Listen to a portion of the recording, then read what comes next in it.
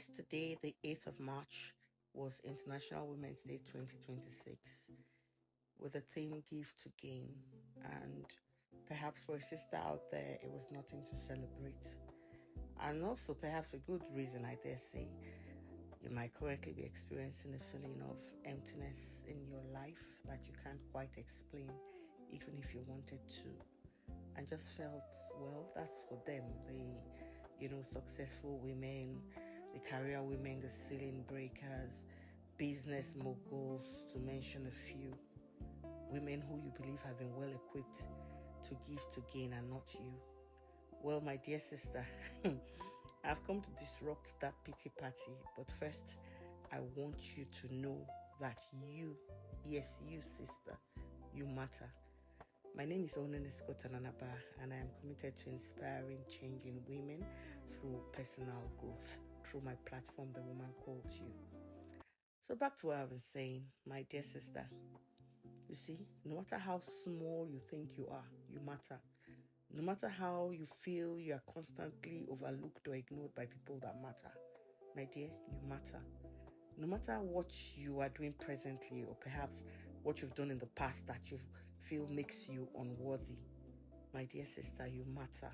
And that's the truth. Guess what? Even the very things that you consider your weaknesses and your flaws, they do matter when push comes to shove. Remember, God reassures us constantly of His strength being made perfect in our weakness. Isn't that enough to make you feel you matter? Given that God Himself, the one we all call El Roy, He sees you. Remember Rahab, I spoke about her last week, about her scarlet cord. Though a prostitute, she had something to give. She believed she mattered, in spite of her reputation. And with her scarlet cord, that red piece of fabric, she extracted a promise that secured the life of herself and her family members. Mary of Bethany, the one who wasn't as efficient as her sister Martha, she knew she mattered, and in spite of the criticism from Judas, she broke her alabaster box, anointed Jesus' feet, and it became to her a memorial. Remember that woman, the Syrophoenician woman?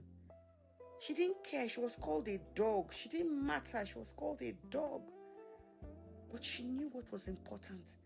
And when it mattered, her faith exacted healing for her daughter. What about the widow in the temple? She gave her mite too.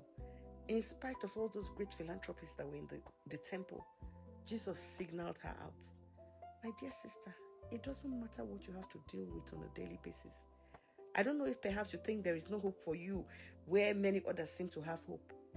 I have come today, this 9th day of March, to let you know that God, to God, you matter.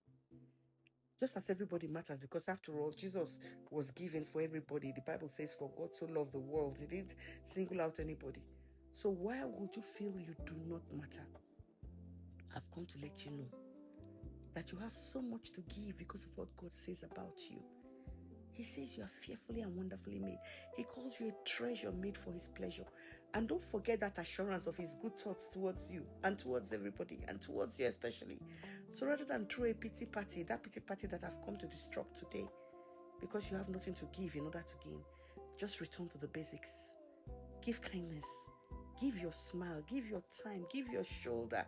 Give compassion. Give empathy. Give your service. Just focus, my sister. And slowly but surely, something will happen.